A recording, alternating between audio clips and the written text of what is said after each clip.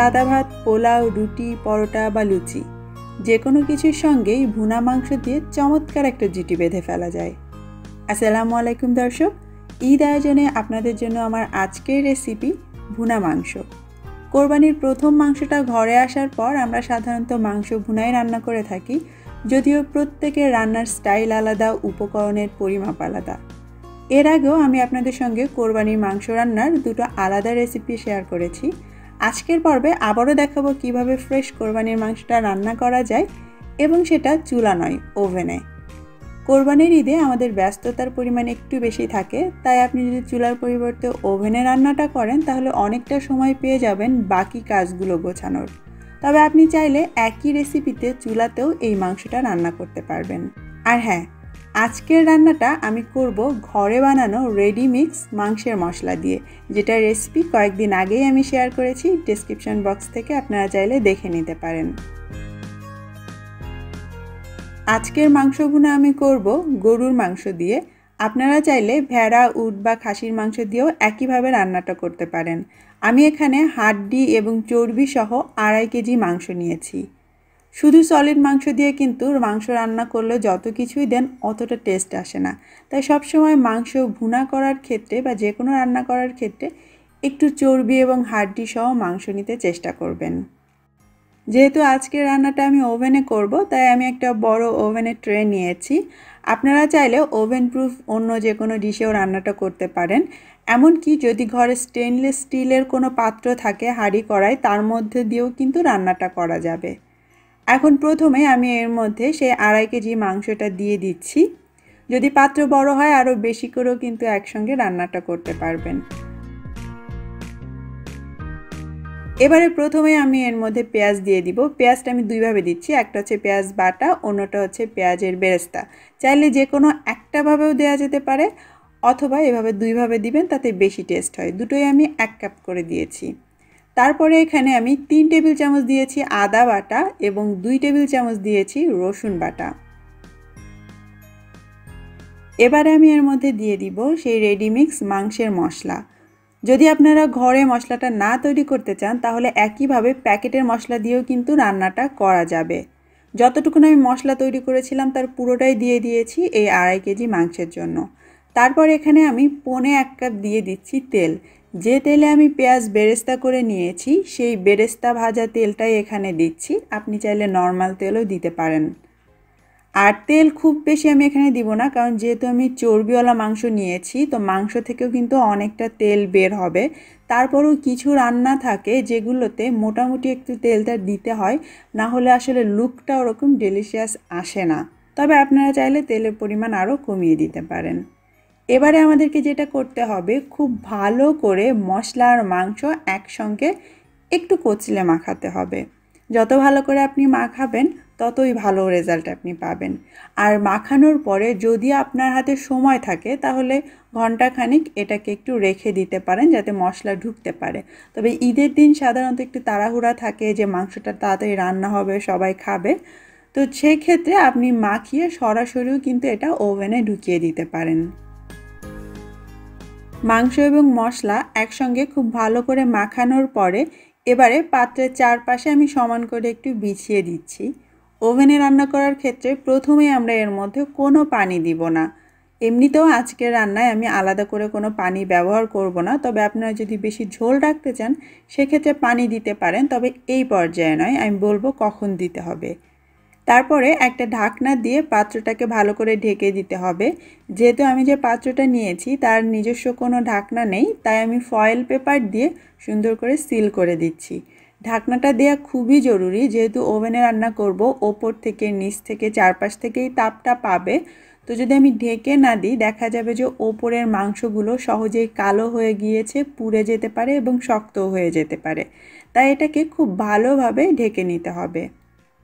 যদি আপনারা অ্যালুমিনিয়ামের কোনো পাত্র ইউজ করেন তাহলে সেই পাত্রের ঢাকনা যদি ওভেন প্রুফ হয় তাহলে আপনি সেটা দিয়েও ঢেকে দিতে পারেন। তবে সবথেকে সেফ হচ্ছে ফয়েল পেপার ব্যবহার করা। ওভেনের আমি মাঝ বরাবরই বসিয়েছি, আপনি চাইলে একদম লোয়ার র্যাকেও দিতে পারেন। তারপরে আমি ওভেনের দরজাটা বন্ধ করে দিচ্ছি। ওভেনে মাংস রান্না করার ক্ষেত্রে গ্রিল অপশন চুজ করা যাবে না, ওপর নিচে দুই পাশেই তাপটা দিতে হবে, হতে পারে সেটা উইথ ফ্যান অথবা উইদাউট ফ্যান।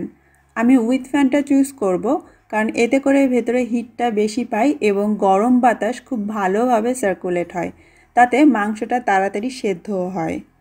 আর সময়টা আপনাকে রাখতে হবে প্রথম দিকে 1 থেকে 1.5 ঘন্টার মধ্যে। আমি 1 ঘন্টা 10 মিনিটের মতো রাখলাম, আর টাইমটা শেষ হওয়ার পরে টং করে একটা শব্দ হয়ে আপনাকে জানিয়ে দিবে। আর ওভেনের তাপমাত্রা আমি সেট করে দিচ্ছি 220 ডিগ্রি সেন্টিগ্রেডে। এবার আপনার কিছুই করতে হবে না, অপেক্ষা করতে হবে সময়টা শেষ হওয়া পর্যন্ত।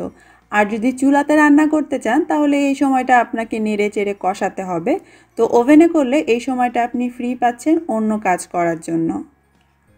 1 ঘন্টা 20 মিনিট পরে আমি ট্রেটা বের করে নিয়েছি, আমি 10 মিনিট এক্সট্রা রেখেছিলাম। তারপর আমি ওপরের ঢাকনাটা সরিয়ে নিব।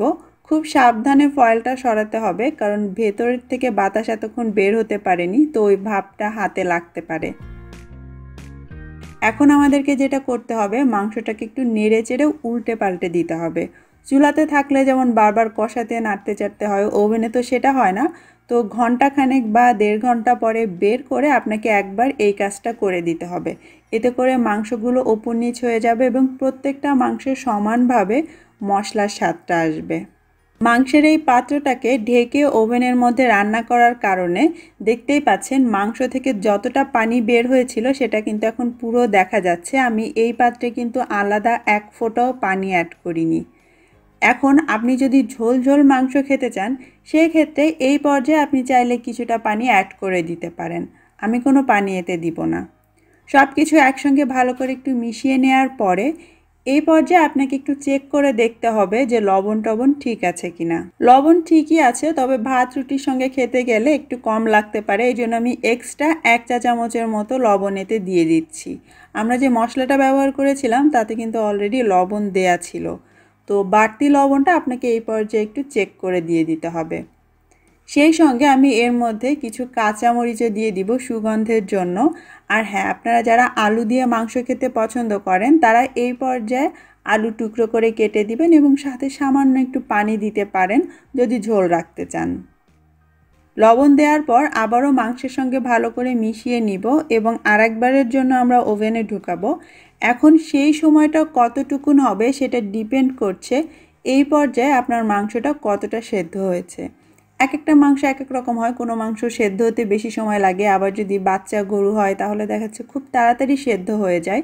তো 1 ঘন্টা পরে যে টাইমিংটা সেটা ডিপেন্ড করছে মাংসের উপরে যে কতক্ষণ রাখতে হবে। আমি এখন একটু চেক করে নিচ্ছি যে এই মাংসটা এখন কতটুকুন সেদ্ধ হয়েছে। দেখতেই পাচ্ছেন মাংসটা কিন্তু সেদ্ধ হয়ে গিয়েছে। সেদ্ধ হওয়া যাকে বলে সেটা হয়ে গিয়েছে, কিন্তু মাংসটা আমরা আর একটু নরম চাই, কারণ তাতে খেতে বেশি ভালো লাগে, আর একটু রান্না হলেও মাংসের টেস্টটা কিন্তু বাড়বে। তো এই জন্য আমি এটাকে আরও 40 মিনিটের মতো ওভেনে রাখবো। আগে রেখেছিলাম 1 ঘন্টা 20 মিনিট, আরও 40 মিনিট রাখবো, মানে টোটাল 2 ঘন্টার মতো হচ্ছে। তো এই 40 মিনিটের প্রথম 20 মিনিট আমি আবারও ফয়েল দিয়ে পাত্রটাকে ঢেকে তারপরে ওভেনে রাখবো, আর লাস্টের 20 মিনিট আমি ফয়েলটা সরিয়ে এমনিতেই রাখবো। আরও 40 মিনিট পরে আমি পাত্র বের করে নিয়ে এসেছি মাংসের। আমাদের মাংস ভুনা একদম কমপ্লিট। ওপর থেকে দেখতে কালা ভুনা টাইপ লাগছে, কারণ লাস্টের 20 মিনিট আমি কোনো ঢাকনা ছাড়া রান্নাটা করেছি এই কালারটাই আনার জন্য। তবে আপনি চাইলে পুরোটা সময়ই ঢাকনা দিয়ে রাখতে পারেন। এবারে আমি একসঙ্গে নেড়ে মিশিয়ে নিব, আর দেখতেই পাচ্ছেন ওপরে হালকা কালার আসলেও ভেতরে কিন্তু ভুনা মাংসের কালারই।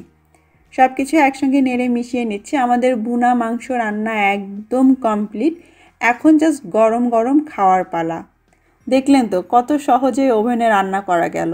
মাখাবেন, মাখিয়ে দিয়ে দিবেন, ঘন্টাখানেক পরে বের করে একবার মিশিয়ে আবার 40 মিনিটের মতো রেখে দিতে হবে। ব্যাস, কোনো ঝামেলা ছাড়াই মাংসটা রান্না হয়ে যাবে। এবারে একটা টুকরো আমি আপনাদেরকে কেটে দেখাই যে মাংসটা এখন কেমন সেদ্ধ হয়েছে। দেখুন, প্রথম পর্যায়ে কিন্তু আমাদেরকে ছুরি ঘষে মাংস কাটতে হয়েছিল, এখন হালকা চাপ দিতেই কিন্তু আঁশগুলো ভেঙে আসছে। আর মাংসের ভেতরের কালারটা দেখুন, এটাও কিন্তু চেঞ্জ হয়ে গিয়েছে, আর খেতে ভীষণ মজার হয়েছে। অনেকে হয়তো প্রশ্ন করতে পারেন, ওভেনের রান্না কি চুলার রান্নার মতো মজা হবে? আরে ভাই, কেন হবে না? আপনি যত্ন করে যেভাবেই রান্না করেন না কেন সেই রান্না মজা হতে বাধ্য। এখন আমি এই গরম গরম ভুনা মাংস খাবো গরম গরম ভাতের সঙ্গে। চাইলে রুটি দিয়ে খেতে পারেন, পরোটা, লুচি সব কিছুর সঙ্গেই তো ফাটাফাটি লাগবে। কেমন লেগেছে আমার আজকের এই স্পেশাল কোরবানির মাংস রান্নার রেসিপি অবশ্যই জানাবেন। আর কোনো প্রশ্ন থাকলে সেটাও করবেন। সবাই ভালো থাকবেন, আমার জন্য দোয়া করবেন। সবাইকে অগ্রিম ঈদ মোবারক।